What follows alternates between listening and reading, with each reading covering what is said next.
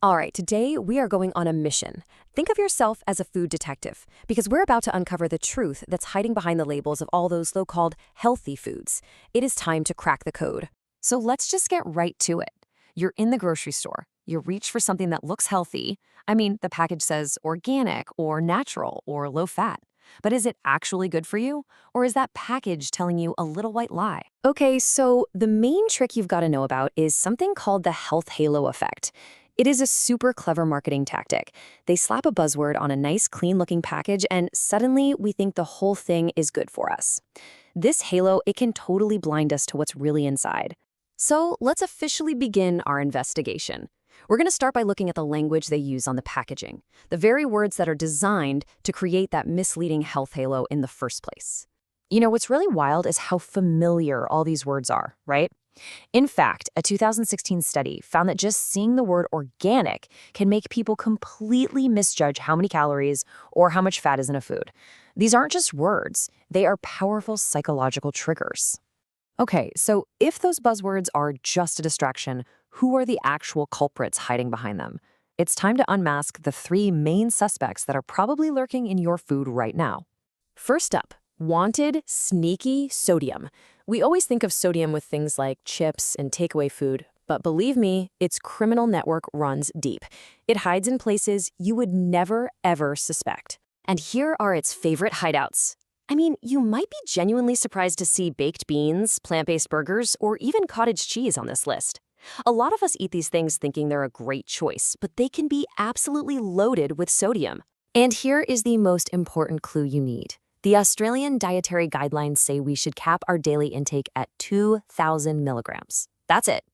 Anything more, and you're upping your risk for things like high blood pressure. So remember that number, it's your daily limit. Suspect number 2 is even sneakier. Disguised sugars. This one is a true master of disguise. It almost never uses its own name, preferring to hide out on ingredient lists under a whole bunch of different aliases. I mean, just look at this rap sheet.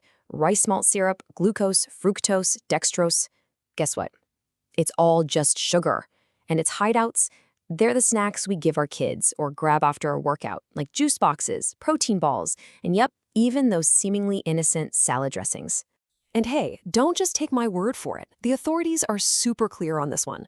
Limiting these added sugars isn't just about your teeth. It's a huge strategy to lower the risk of serious, long-term health problems. This suspect's sweet disguise is hiding a real danger. And our final suspect, cunning additives. Okay, so these are the emulsifiers, preservatives, and artificial colors that give those ultra-processed foods that super long shelf life and perfect texture. And yeah, they're regulated, but that definitely doesn't mean they're harmless. So let's take a look at the lineup. You've got MSG, which can give some people headaches. You have sulfites, which can trigger asthma symptoms. And then there are artificial colors that have been linked to hyperactivity in kids. Knowing their code numbers is the key to spotting them in the wild. And here it is, the final piece of evidence. This isn't just about one ingredient here or there. It's about the bigger picture, the cumulative effect of eating foods that are packed with these additives, which has been directly linked to a higher risk of chronic disease. Okay, we've identified the suspects. We know their tricks. Now it's time to give you the tools to catch them. Let's build your very own food detective toolkit so you can read any nutrition label like a pro. Forget all the confusion. Cracking the label code is actually a pretty simple 5-step process. But the single most important step, the golden rule, is number 1, always use the per 100 gram column.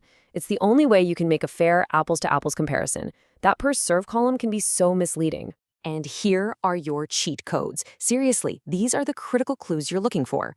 For sodium, anything under 120 milligrams per 100 grams is great. That's considered low.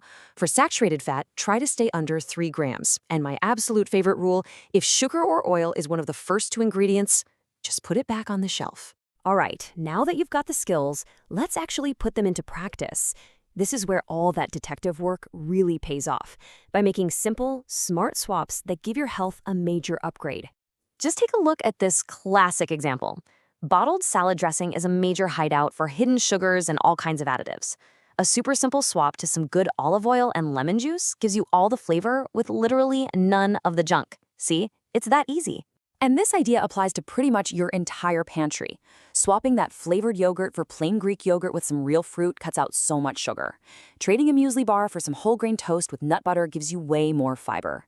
Every single one of these small swaps is a win, and trust me, they add up to a huge difference over time. So after our whole investigation, what's the final verdict? Well, it turns out the power isn't with the food marketers, it's with you. You officially have the toolkit. You can see right past that health halo. You can identify all the sneaky suspects, and you can read the evidence for yourself on the back of the box. You are totally in control of what goes into your body. And that leaves us with one final question. With your new detective skills, the next time you're at the supermarket, what healthy lie are you going to uncover next? The investigation continues, and you're the lead detective now.